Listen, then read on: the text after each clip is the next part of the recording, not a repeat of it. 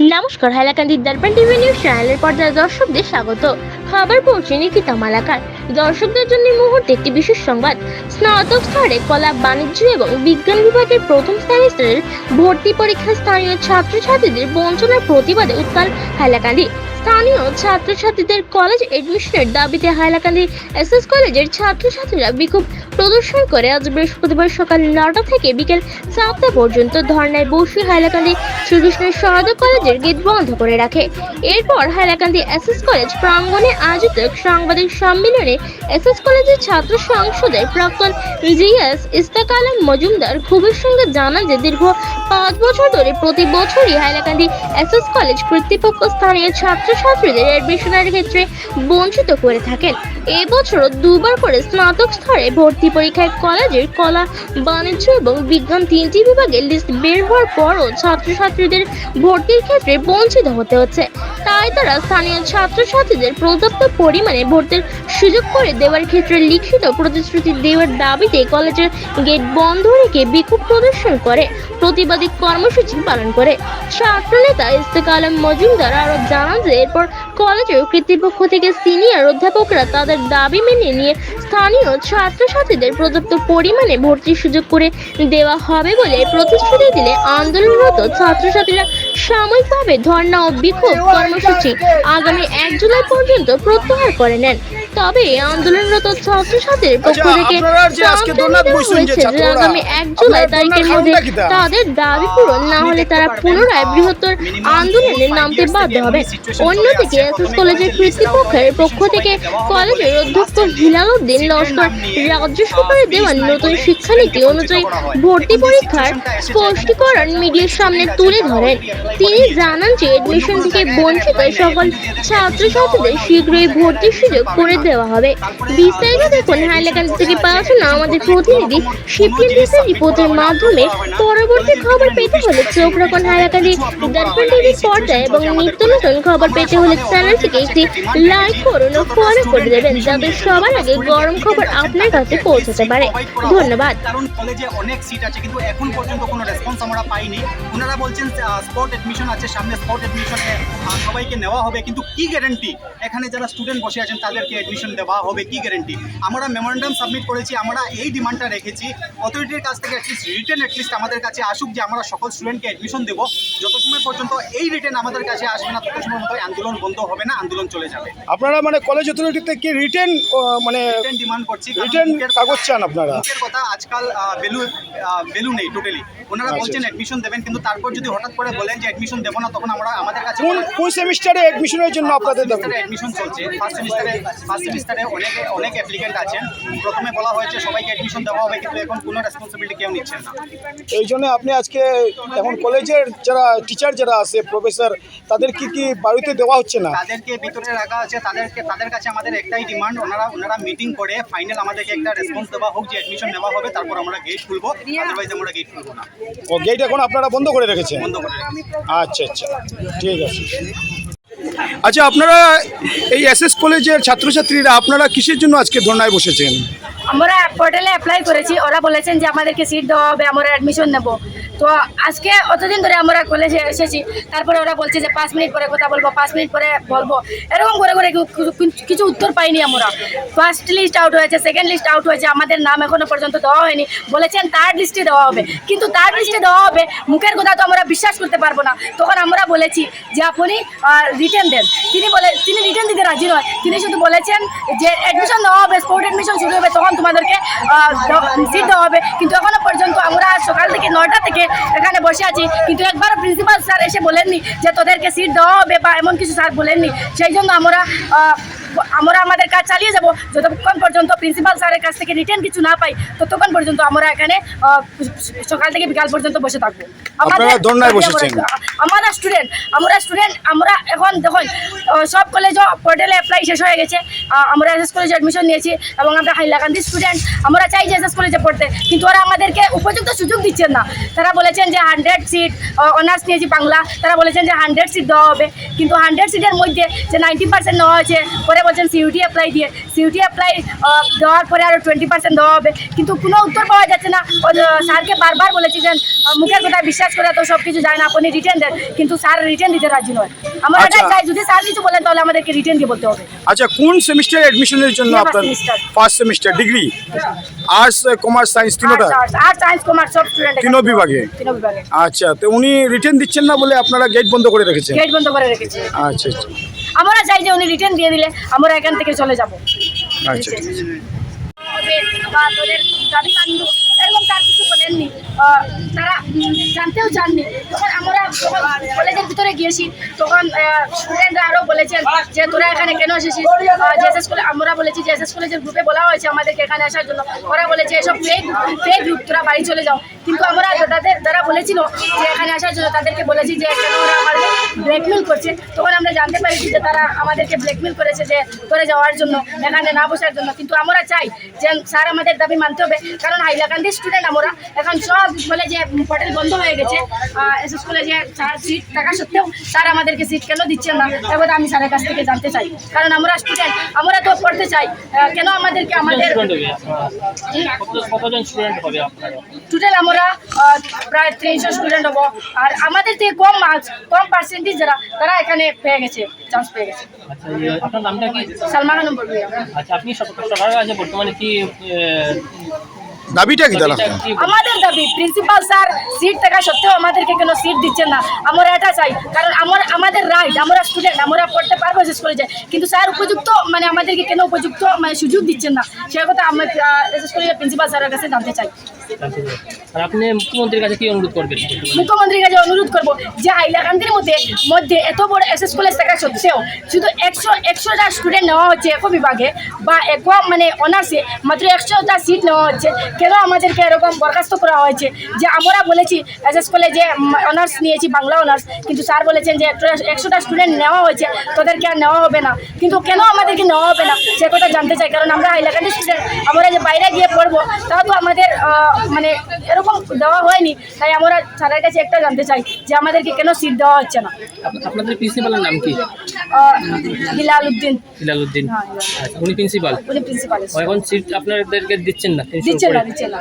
উনি বলেছেন যে পরে কোথা হবে বা ওরকম কিছু বলেছেন যে আমরা চাই আমাদের স্যার আমাদেরকে সিট দিয়ে দিবেন যাতে আমরা এখানে পড়ার সুযোগ পাই। আপনারা কি একই স্টুডেন্ট সব? হ্যাঁ, আপনার অ্যাডমিশন হয়েছে না? আমরা সবে অ্যাডমিশন হওয়ার দাবি জানতে চাই যে আমাদের কি কম পার্সেন্টেজ বা কম মার্ক করা স্টুডেন্ট তাদের নাম এসেছে, কিন্তু আমাদের নাম কেন কিছু জানো না? না বলে অ্যাডমিশন চাই, আমরা অ্যাডমিশন চাই। আমাদের দাবি মানতে হবে। না হলে প্রতিদিন এখানে বসে থাকবো যতক্ষণ পর্যন্ত প্রিন্সিপাল স্যার আমাদের দাবি মানেনি, ততক্ষণ পর্যন্ত এখানে আমরা বসে থাকবো। আমাদের দাবি মানতে হবে। কলেজ অথরিটির মন মানি চলছে না, চলবে না, college authority student power, we want justice, we want justice.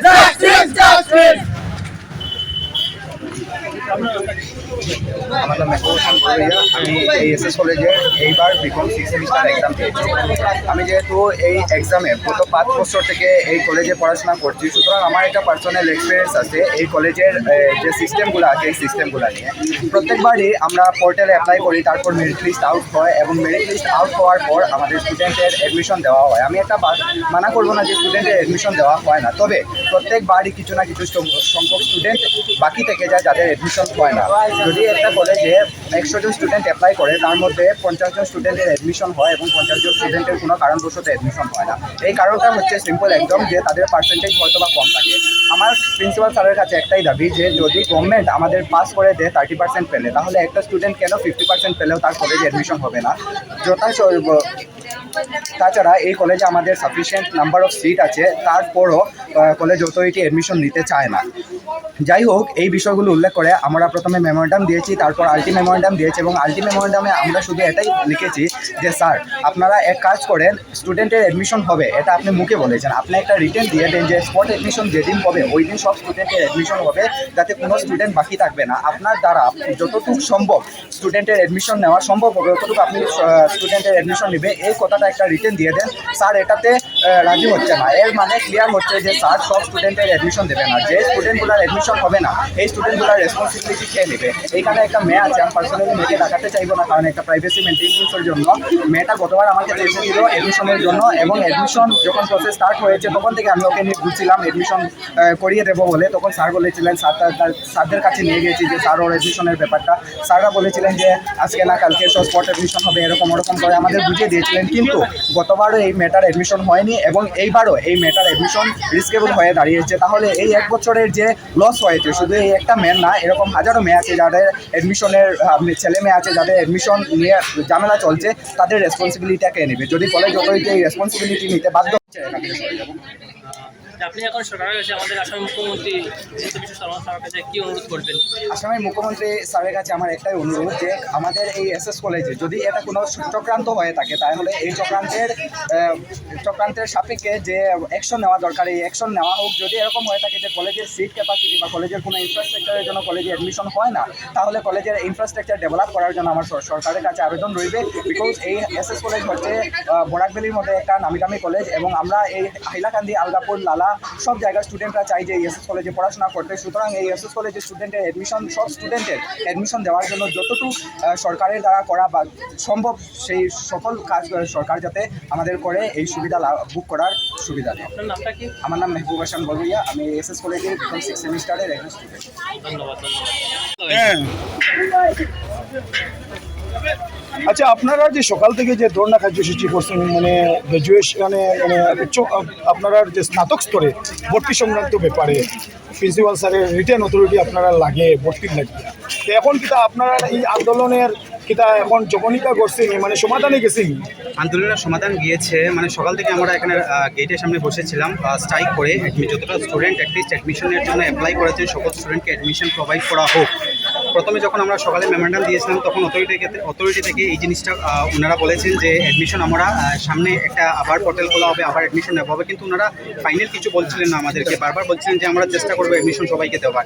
কিন্তু এখানে যে ছাত্রছাত্রীরা আছেন, আপনি দেখতে পাবেন অনেক ছাত্রছাত্রীরা আছেন এবং অনেক ছাত্ররা বাইরে আছেন যারা অন্য কোনো ইনস্টিটিউটে অ্যাপ্লাই করতে আর পারবেন না। এসএস কলেজ লাস্ট অপশন ওদের কাছে।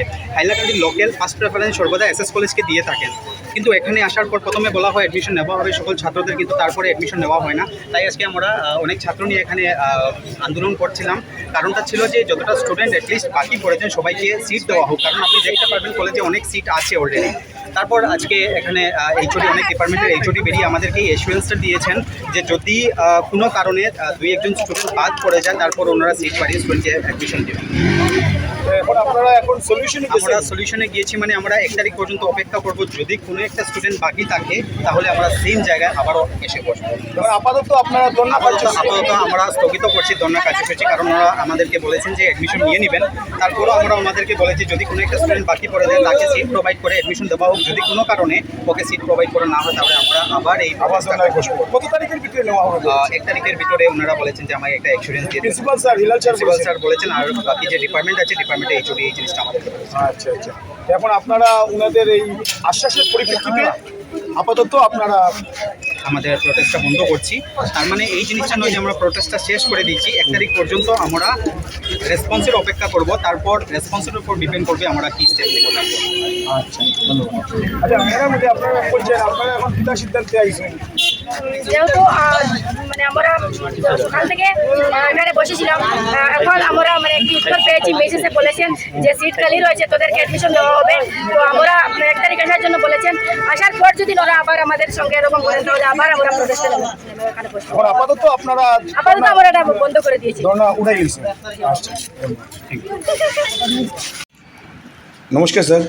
আজকে যে কলেজের ছাত্ররা ডিগ্রি ফার্স্ট সেমিস্টারের ভর্তির দাবি নিয়ে এখানে বাইরে আন্দোলন কর্মসূচি একটা পালন করেছে, তো এর পরিপ্রেক্ষিতে মানে আপনারা কলেজ অথরিটি মানে তাদেরকে কি আশ্বাস দিয়েছেন, এটার বিষয়ে 2-4টি কথার মাধ্যমে আমাদেরকে অবগত করুন। ওদের যে দাবি, ওরা এটা মানে সন্দেহ যে কলেজে যারা আবেদন করেছে ওদের অ্যাডমিশন হচ্ছে না বা হবে না, কিন্তু আসলে ওদের বুঝতে ভুল হয়েছে। আমাদের ভর্তি প্রক্রিয়া চলছে এবং ভর্তি প্রক্রিয়া শেষ হওয়ার পূর্ব পর্যন্ত আমরা এটা অনুমানের ভিত্তিতে বলতে পারবো না যে ছাত্রছাত্রীরা এখানে মানে ভর্তির সুযোগ পাচ্ছে না। হ্যাঁ, আসলে আপনারা হয়তো জানবেন যে পুরো ভর্তি প্রক্রিয়াটা এখন অনলাইনে হচ্ছে। তো সেই অভিজ্ঞতাটা আমাদের এত অঞ্চলে নতুন, এবং অনলাইনে ভর্তি দিতে গিয়ে ভর্তির যে প্রক্রিয়া, সেই প্রক্রিয়াটা অনেকেই জানে না। আমরা উচ্চশিক্ষা বিভাগ কর্তৃক এটা পোর্টাল অনলাইনে, যেটার নাম হচ্ছে সমর্থ, সেই সমর্থ পোর্টালের গাইডেন্স অনুসারেই আমাদেরকে অ্যাডমিশনে যেতে হচ্ছে। সেই হিসেবে আমরা প্রথম যোগ্যতার ভিত্তিতে মেরিটসে বা যোগ্যতার ভিত্তিতে আমরা প্রথম তালিকা প্রকাশ করেছি। সেখান থেকে আমাদের 90% ভর্তি হয়ে গেছে। তারপর আমাদের সেই মেরিটসের ভিত্তিতে বা যোগ্যতার ভিত্তিতে যে দ্বিতীয় তালিকা, সেটা গতকালকে আমরা প্রকাশ করেছি এবং তারপর গতকাল থেকে ছাত্রছাত্রীরা ভর্তি হচ্ছে। এখনও সেই আমাদের দ্বিতীয় তালিকায় বেশিরভাগ ছাত্রীরাই আবেদনকারীরাই আসেনি কলেজে। তারা আগামীকালকে পর্যন্ত সময় আছে, সেই সময়ের মধ্যে তারা আসবে। তারপর 29 তারিখ আমরা এই প্রথম এবং দ্বিতীয় তালিকায় যারা স্থান পায়নি তাদেরকে 29 তারিখ স্পট অ্যাডমিশন হবে। সেই স্পট অ্যাডমিশনের সময় আমরা তাদেরকে অ্যাডমিশন দেব, কিন্তু সেখানে একটি কথা আছে। আগে কলেজের ছাত্রছাত্রীদের নতুন শিক্ষানীতি অনুসারে প্রতিটি বিভাগে বা সাবজেক্টে আমাদেরকে আলাদাভাবে তাদেরকে সিলেকশন করতে হয়। আগে কিন্তু সেইভাবে ছিল না। কিন্তু দেখা গেছে যে কিছু কিছু সাবজেক্টে আমাদের ছাত্রছাত্রীরা, যেহেতু সাবজেক্টের বা বিষয়ের পরিপ্রেক্ষিতে আবেদন করতে হয়, কিছু কিছু সাবজেক্টে অনেক বেশি ছাত্র আছে, আমার অনেকগুলো বিভাগে ছাত্র নেই। সেই হিসেবে আমরা মানে হয়তো একটা বিষয়ে কোনো ছাত্রছাত্রী না পেলেও তার সুযোগ রয়েছে, সে অন্য একটা দ্বিতীয় পছন্দের, তৃতীয় পছন্দের বিষয় নিয়ে সে কলেজে ভর্তি হতে পারবে। তাছাড়াও আপনারা সবাই জানেন যে আমাদের ভর্তির ক্ষেত্রে সংরক্ষণের একটা ব্যবস্থা রয়েছে। SC, ST, OBC সংরক্ষণের সব সিটগুলো সবসময় পুরো হয় না। তো স্পট অ্যাডমিশনের সময় সেগুলো আমরা ওপেন করে নেব, এবং যারা ভর্তি হবে না, যারা অ্যাডমিশন নেবে না, স্পট অ্যাডমিশনের সময় যেসব জায়গাগুলো খালি আছে আমরা তাদেরকে সেখানে ভর্তি দেব। এবং আমরা কলেজের যে আমাদের ছাত্র নেওয়ার যে ক্ষমতা বা ক্যাপাসিটি, ইনটেক যাই বলুন, সেটা আমরা আমাদের কলেজের যে প্রতিটি বিভাগের যারা শিক্ষক রয়েছেন তাদের সঙ্গে একটা রেশিও রয়েছে, সেইভাবে আমাদেরকে নির্ধারণ করতে হয়। তার মধ্য থেকে 20% সিট আমরা রেখে দিয়েছি। কারণ আপনারা জানেন যে এইবার থেকে আসাম ইউনিভার্সিটি CUET পরীক্ষা ভিত্তিতে যাতে মানে আন্ডার গ্র্যাজুয়েট লেভেলে অ্যাডমিশন হয়, তার জন্য তারা নির্দেশ দিয়েছিল। এবং শেষে অনেক ছাত্রছাত্রীরা সেখানে পরীক্ষা দিতে না পারায় অনেকেই সরকারের কাছে আবেদন করেছেন, বিশ্ববিদ্যালয় কর্তৃপক্ষের কাছে আবেদন করেছেন। তারপর আমরা সভা করে শুধুমাত্র 20% সিট সেই CUET পরীক্ষায় যারা বসেছেন তাদের জন্য আমরা রেখে দিয়েছি। কিন্তু বাকি 80% যারা CUET পরীক্ষা দিয়েছে এবং যারা দেয়নি, সবাই এখানে এসে অ্যাডমিশন নিচ্ছে। অনেকগুলো বোঝার বিষয় আছে। যেহেতু সবাই এখন আবেদন করে নিচ্ছে, সেই 20% যে আমাদের সিট বাকি আছে সেখানে যে CUET কোয়ালিফাই করে সবাই নিয়ে যাবে তা নয়, সেখানে অনেকগুলো সিট ফাঁকা থাকবে। তো তারপরও সেখানে আমরা আরও কিছু ছাত্রছাত্রীদেরকে নিয়ে ভর্তি করতে পারবো।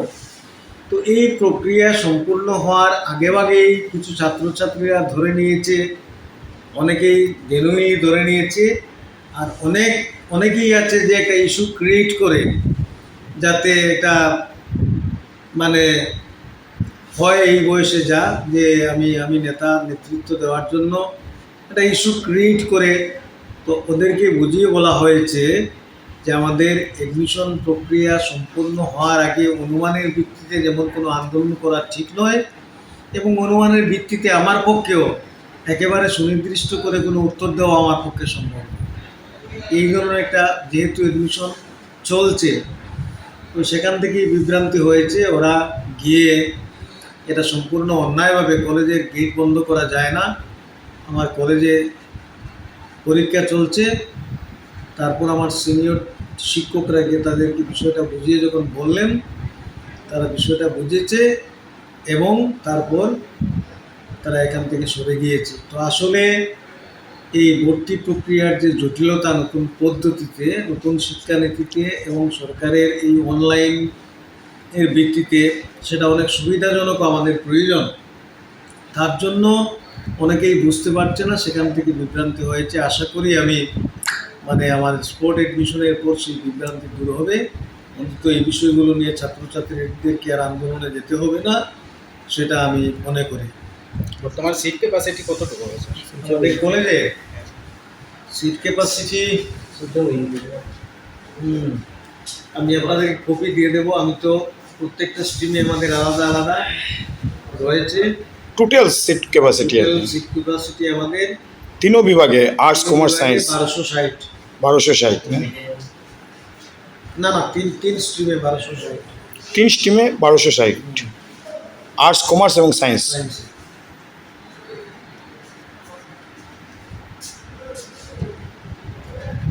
আগে ছিল 1030, এবার বাড়িয়ে আমি সেটা করেছি 1260। 1260 টোটাল সিট। হঠাৎ করে লাভ দিয়ে তো বাড়ানো যায় না, না না, আবার অসুবিধাও আছে। সিট ক্যাপাসিটি বাড়িয়ে দিলাম, তার ভর্তি না হলেও সেটা সরকার বা আমাদের ন্যাক অ্যাক্রিডিটেশনে সেটা আমাদের ডিমেরিটস হয়। ঠিক, আচ্ছা। আরও কোনো জিজ্ঞেস থাকলে আপনারা কলেজকে সাহায্য করুন। অনেকে এই নতুন পদ্ধতি বুঝতে পারছে না, ফলে আচ্ছা স্যার, CUET যেটা, এটার ফুল ফর্মটা কি হয়? Common university entrance test. এটা ডিগ্রি লেভেলে যারা অ্যাডমিশন নিতে চায় এই পরীক্ষা দিয়ে তারপরে তাদের অ্যাডমিশন নিতে বাইরে অনেকগুলো রাজ্য এবং বিশেষ করে অনেকগুলো ইউনিভার্সিটি সেই কমন এন্ট্রান্স টেস্টের মধ্যে দিয়েই, আপনারা জানেন যে মেডিকেলে যেমন নিট, হ্যাঁ, আমাদের ইঞ্জিনিয়ারিংয়ে JEE, ঠিক সেইভাবে ইউজি লেভেলে বা ইউনিভার্সিটির পোস্ট গ্রাজুয়েট লেভেলে যারা জেনারেল পড়াশোনা করে তাদের জন্য CUET এই কমন একটা এন্ট্রান্স পরীক্ষা হয়। তারও যুক্তি আছে, অনেকগুলো ইউনিভার্সিটি খুব লিবারেল, অনেকে আবার কনজারভেটিভ। ফলে যদি রেজাল্টের ভিত্তিতে এন্ট্রান্স হয়, তো ন্যাশনাল লেভেলে যেসব পরীক্ষাগুলোর মূল্য আছে এখান থেকে সেখানে যায় ছাত্রছাত্রীরা, তার জন্য কমন এন্ট্রান্স টেস্ট, এটাকেই বলা হয় CUET। তো আসাম ইউনিভার্সিটি কেন্দ্রীয় বিশ্ববিদ্যালয় তারাও চাচ্ছে যাতে আসাম ইউনিভার্সিটির অধীনে অ্যাডমিশন যাতে এর মধ্য দিয়ে হয়, কিন্তু আমাদের এই জায়গায় সবাই পরীক্ষা দিতে পারেনি এইবার, তার জন্য এবার কনসিডার করা হয়েছে। আগামীতে হয়তো সবাইকে সেই পরীক্ষায় CUET দিতে হবে। আচ্ছা আচ্ছা, কিছু কিছু সংস্থা CUETকে বাতিল করার জন্য দাবি জানিয়েছে। এটা তো হয়তো এই বছরের জন্য, কিন্তু আলটিমেটলি বা ইন প্রিন্সিপাল সেটাকে আমরা বিরোধিতা করতে পারি না, কারণ এটাই হচ্ছে আমাদের ন্যাশনাল লেভেলে, বিশেষ করে কেন্দ্রীয় বিশ্ববিদ্যালয়গুলো সেই কমন এন্ট্রান্সের ভিত্তিতেই তারা দিয়ে, যার ফলে যারা যোগ্য ছাত্র তারা অগ্রাধিকার পায়। তো আমাদের এই দিকে হয়তো ছাত্রছাত্রীরা সেই পর্যায়ে তাদের মান পৌঁছায়নি, তার জন্য অনেকেই বলছেন। কিন্তু এইভাবে আমরা পিছনে আছি বলে যে সবসময় শুধু পিছনেই থাকবো তা নয়, ছাত্রছাত্রীদের ক্রমান্বয়ে যোগ্য হয়ে উঠতে হবে। আচ্ছা স্যার, আরেকটা কথা, CUET এর এক্সামিনেশন সেন্টার বর্তমানে বরাক উপত্যকায় কোন কোন জায়গাতে দেওয়া হয়েছে? কাছাড় জেলাতেই, শুধু করিমগঞ্জ হাইলাকান্দিতে নেই, শুধুমাত্র শিলচরে। তো এটা নিয়েও কিছু কিছু প্রতিবাদ আসছে যে হাইলাকান্দিতে নেই। উচিত সেই CUET পরীক্ষা একটা ন্যাশনাল এজেন্সি আছে, ওরাই কলেজ যারা নিট বা JEE করে তারা এই সিইউটি নিয়ে একটা সেন্ট্রাল এজেন্সি আছে, গভর্নমেন্ট ওদেরকে দায়িত্ব দিয়েছে। ওরা আমি জানি না শিলচরে অনেকগুলো সেন্টার দেয়, কিন্তু তারা হাইলাকান্দি করিমগঞ্জে দিলে দিতেও পারতো। এই তো হাইলাকান্দি এবং করিমগঞ্জের ছাত্রছাত্রীদের দাবি যে এখানে দেওয়া কেন হচ্ছে না, এখানে দিলে তাদের জন্য সুবিধা হয়। খুব ন্যায়সঙ্গত, হুম এটা খুব ন্যায়সঙ্গত, এটা ওদের মানা উচিত। হুম। কারণ তারা শিলচর যাবে, আরেক ডিস্ট্রিক্টে অনেক যানবাহনের অসুবিধার ব্যাপার আছে, তারপরে অনেক ঠিক আছে, এটা ন্যায়সঙ্গত।